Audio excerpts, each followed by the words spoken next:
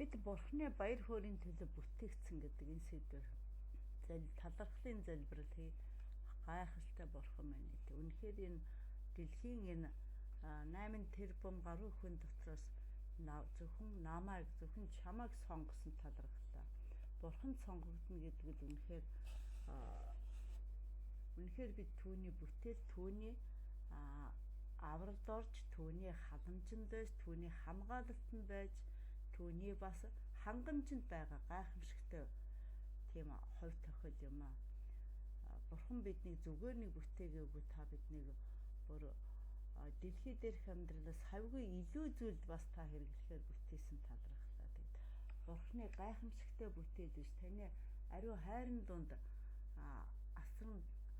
асрал хамгаалалтанд байгаад талархаж байна. Халелуя Иесусээ гайхалтай. Бурхан минь та тэгэд энэ өдөр энэ танд бид Бурханы баяр хөөрийн төлөө бүтээгдсэн гэдэгт итгэж байгаа та өөрийн бүтээлүүдийг хүн нэг бүрэг онцгойлон анхаарч тэдгээс хэрэгцээтэй бүх зүйлийг нүгэж тэдгээс анхааруулах зүйлд нь хамгаалалт болж байгаад талархлаа Бурхааваа. Тэгэхээр бүх алдар магтаал нь Бурханд байдаг. Хүн бид бол магтуулах тийм ирэхгүй.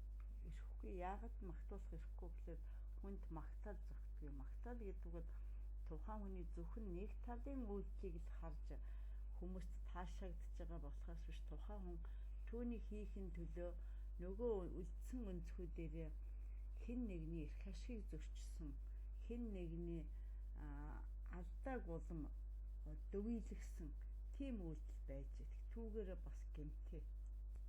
Тэгэд эзэн өөрийнхөө хүмүүсээр багтдаг гэж. Яагаад гэвэл бид эзний бүтээл. Тэгэхээр бүтээсэн бүтээлдээ бүтээгчэнд хайртай байдаг. Одоо дуучид хүртэл би тэр дундаа хайртай гэдэг ч юм уу.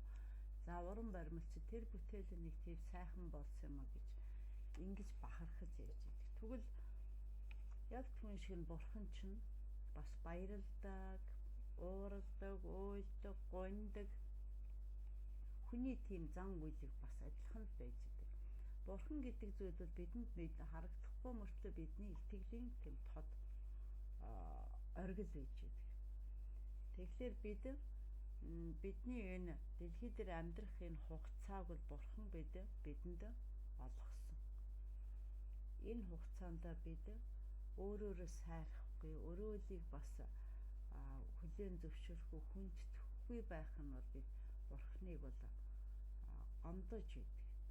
Тэгэхээр Бурхан тэрэнд биднэрт нөгөө энерги хадгалах хуулиар, цацрагалтын хуулиар бид өөрөөсөө ямар төрлийн энерги, давтамжтай энерги цацрагна, тийм төрлийн хүмүүстэй тийм төрлийн энерги цацрагч байгаа хүмүүстэй холбогддог. Үүнийг бол хүмүүс дугуйгаараа гэж ингэж бас хэлдэг байгаа тийм ээ. Тэгэхээр энэ бол яалтчгүй бид Бурханы багтан сайхан бүтээлүүд гэж өөрийгөө бахархаж, Бурхан дотор бусдыг бас хайрлан хамгаалдаг, өөрсгөө хайрлан хамгаалдаг байх юм бол бид үнэхээр Бурханы тааллыг олж бидэнд энэ дэлхий дээр амьдрахад бүхэл хэрэгцээ зүйлийг Бурхан өөрөө бидэнд бэлтгэж өгдөг. Гайхалтай Бурхан. Амен. Бидний Бурхан амар тайван байлгахаар Эден цэцэрлэгийн хүртэл бүтээгээ түүн дотор Адам, Ева хоёрыг бүтээсэн байгаа шүү дээ.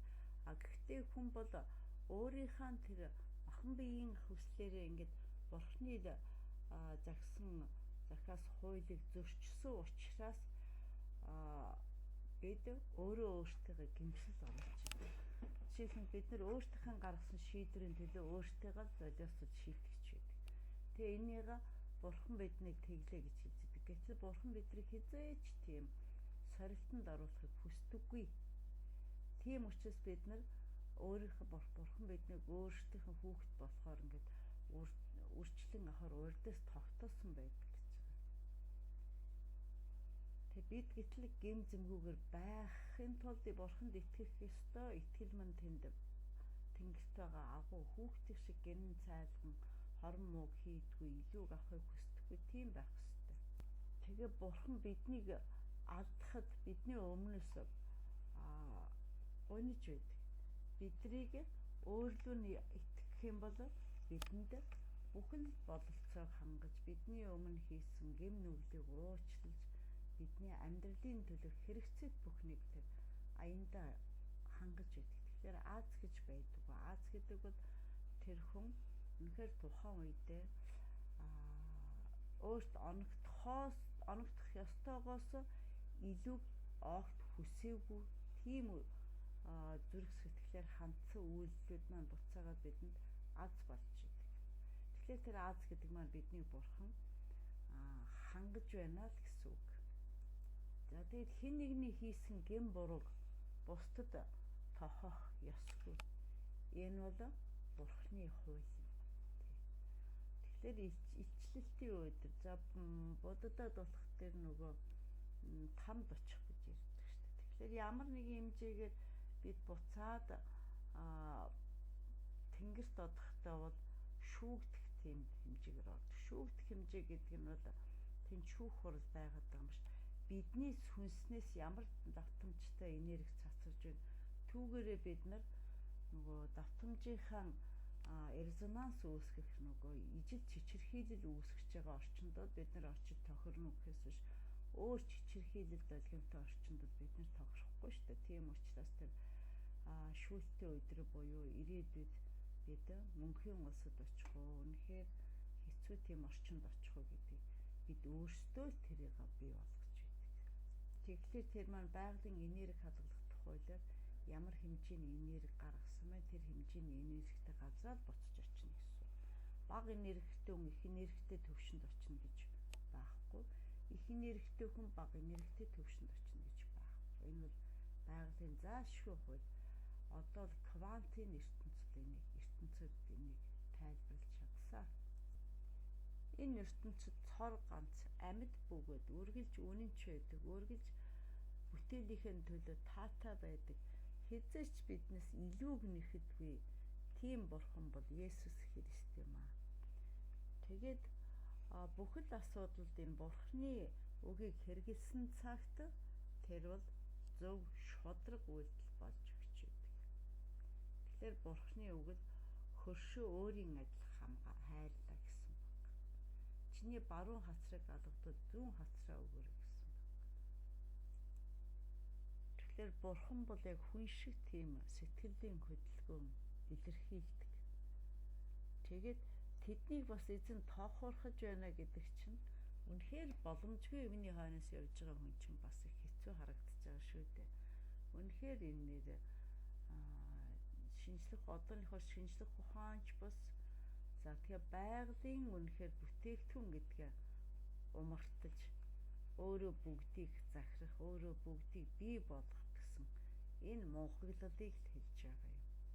Түүнээс эзэн бол өөрийн бүтээлүүдэд тэгж сорилтонд оруулж өөрийн бүтээлүүдэд ичгүүрт унахыг хүсдэггүй бурхан байгаа. Монголчууд тэгдэг шүү дээ.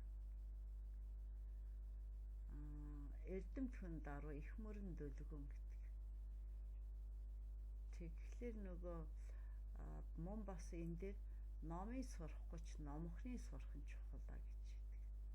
Тэгэхээр энэ номхны сурна гэдэг чинь тэр хүн нөгөө ядмагт ороод биш тийм ээ. Түүний оюун ухаанд бол аливаа хүндлэлийг мэдэрдэг, өөрийнхөө хэм хэмжээг мэдэрдэг, би тухайн үед болохгүйгээ мэдэрдэг. Ийм сэтгэл зүйн хатыг чадварыг л хэлж байгаа. Тэгээд тэрийг Библиэд өөрөөс нь эмээгчдэг өрөвддөг гэдэг. Түүнээс биш эн чинь нөгөө бурхнаасаа айж чичээд байгаа юм биш. Хуулийн дотор ёс суртахууны хувьд зөв байдаг хүмүүсийг хайрладаг гэсэн утгатай. Тэгэхээр эзний уур хилэн гэж юу хэлж байгаа юм бэ гэхээр буруу зүйлд эзэн бол талархал илэрхийлэхгүй, буруу зүйлд бол тэр хамгаалалт хангамжийг өгөхгүй. Тэгэхээр бид бурхны хуулийг дагах ёстой. Бурхны хууль гэдэг чинь байгалийн хууль зүй тогтол юм аа.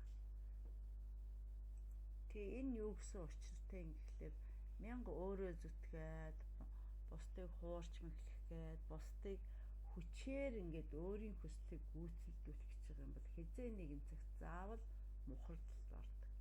Тэр мухардалд орсон үедээ л ухаардаг. Тэрийг хэлж байгаа юм. Тэгээс эзэн биднийг ууралж хэлэгнээд шийтгэх гэдэг биш. Бид өөрөө өөрсдийгөө сорилтонд оруулж өөрөө өөртөө шийтгэж өөртөөхөө хорионд өөрснөө ордог. Нэг шивгчм хүүхэн байсан.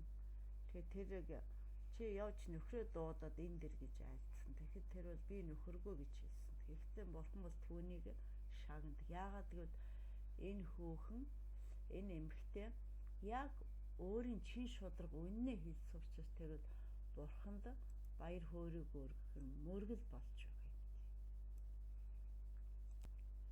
Өөрт нь итгэл өгсөн бүх хүмүүсийг бурхан чин сэтгэлээсээ хайрлаж түүний энэ дэлхий дээр амьдрахад хэрэгцээд бүхэл зүйлсийг хангаж өгч байдаг юм гайхалтай бурхан баг.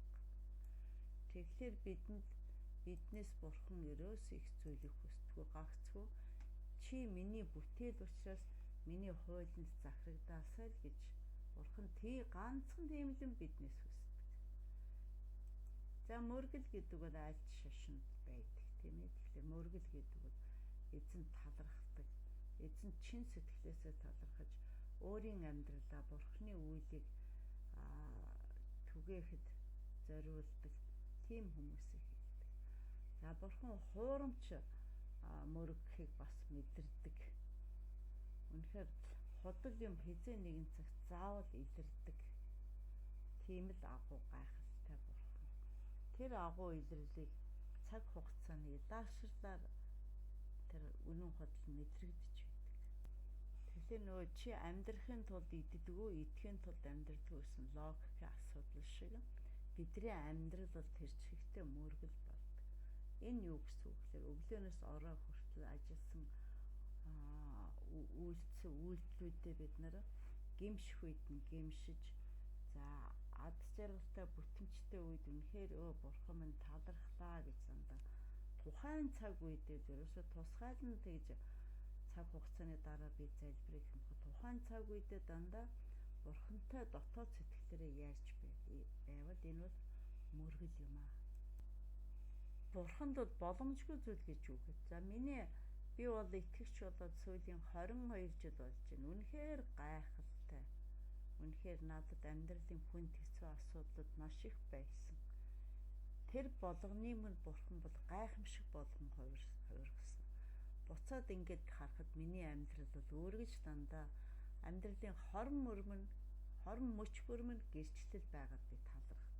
Тэгэхээр бурхан дотор байхад би амар тайван байдаг. Хүмүүс яана энэ тэрэ инэ гэд сандраад гүйж яхад бурхан дотроо залбираад сууж яхад үнэхээр аз жаргал байдаг шүү. Өглөө бүр би бурханы залбирлаа бүр сонсдог, босонгуутал сонсдог. Үнэхээр гайхамшигтайгаар цэнэглэж үлдэх. Нэг бол гайхамшигтайгаар цэнэглэж үлдэх. Хаач байсан хизээч байсан.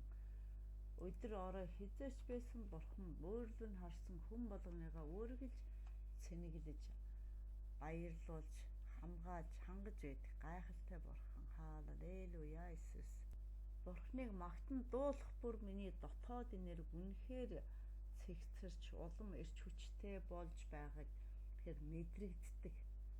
Үнэхээр бурханы дуу хоолой болсон энэ ишлэлүүдийг амандаа амтд чихэр мэт хүлхэж ингэж залбирч оюун санааныхаа хоол болгон амьдрахад гайхалтай үнэхээр төгөлдрийг мэдэрдэг. Бидний хорон мөч бүр эрх хорон мөч бүрийг бурхан минь та өөрийн ивэлдээ авч байдагт талархлаа бурхан аваа. Гайхалтай бурхан минь. Өдрөөс өдөрт өнгөчөж улам эрт хүчтэй болж байгаа нь ганцхан бурхан дотор байж бурхан миний дотор байгаад талархлаа. Үнэхээр асуудалд чин сэтгэлээсээ хандна гэдэг үгээр үнэхээр дэндүү жинхэнэ ганхан аз жаргал байдаг. Амен. Ингээд бурхан биднийг хайрынхын төлөө бүтээсэн байхад бид үнэхээр түүний төлөө байхад харамсах зүйл үгүй. Тэрээр авралаараа үзэсгэлэнтэй болгодог. Энэ үнэхээр үнэн. Миний амьдралын гэрчлэл энэ. Бурхангүй л бид хинч биш. Үнэхээр сулдаж ядарч дороотож унана. Дотроос минь тэжигч агуу бурхан таньдаа үнэхээр маш их талархлаа. таны төлөө амьдралаа зориулахад бэлэн. Амен. Зориулж байна.